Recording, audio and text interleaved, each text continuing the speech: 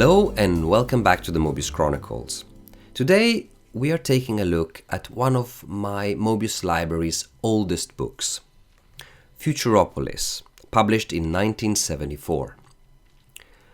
This is an oversized collection of some of his earliest illustrations, giving us a good glimpse into his first explorations of science fiction themes, which were a stark change of a direction from his daily routines on Blueberry. But the main reason why I decided to show you this book is because of the short story contained in it. The Detour, published in 1973 in Pilote magazine, known for being the gateway story that officially marked that fork in the road which splits his two artistic personas, the one of Jean Giraud, which he kept when working on Blueberry, as mentioned before, and the one of Moebius, exploring more personal and experimental artistic directions. To be precise, he did use the alias Moebius 10 years before, in 1963, when working on some short stories in the magazine Harakiri.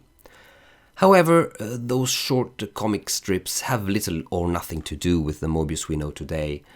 They were short horror stories, a genre monopolized at the time by the United States, and that Moebius set out to prove he could do even better than his transatlantic counterparts.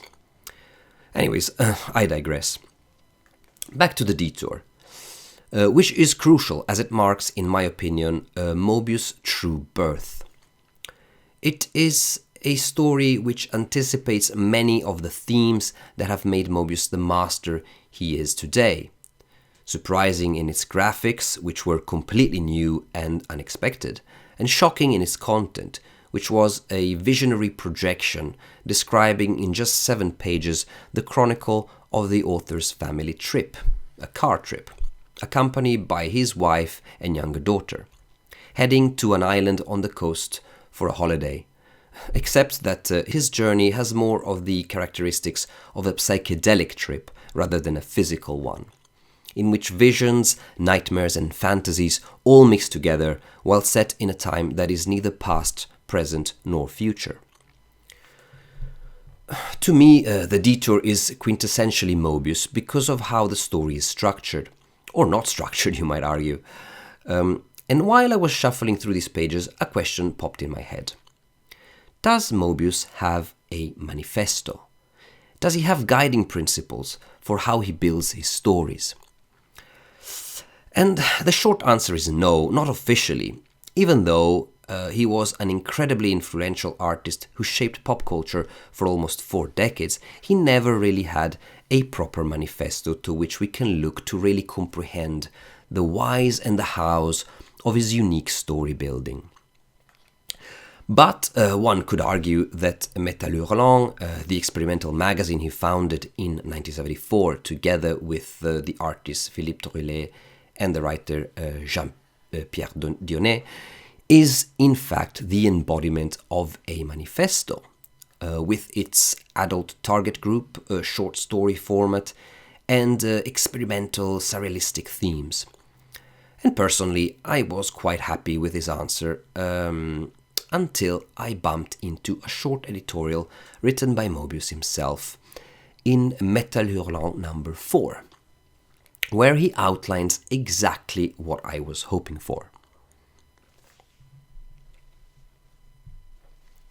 Here we go. Now I'm going to explain why I make comics without a script. I'm going to tell you all about the torments of creation. I'm going to spill the beans, or rather confess. It is actually very simple. On the one hand, there are all these storytellers using punchlines, exploits, messages, morals, and gags. Let's take it from the top. Punchlines. They are easy. You just have to flip and contradict with a single image everything that came before. The challenge comes from the quality of that contradiction. The more powerful the initial statement, the more you'll be able to appreciate the final twist. The process is simple and quite artificial.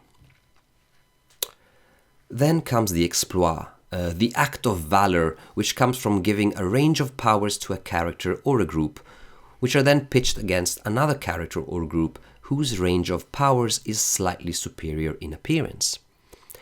The trick is to grant the victory to the weaker side, and within the choice of trick will lie the author's political moral message. Then comes the message.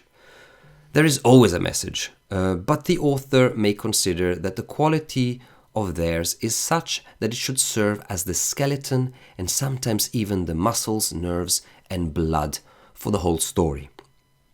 This is sometimes true, especially when the subject is a cultural minority. Then comes a moral. Here we find the same structure as for the story with a punchline, but not necessarily playing on the contradiction. This technique is quite common.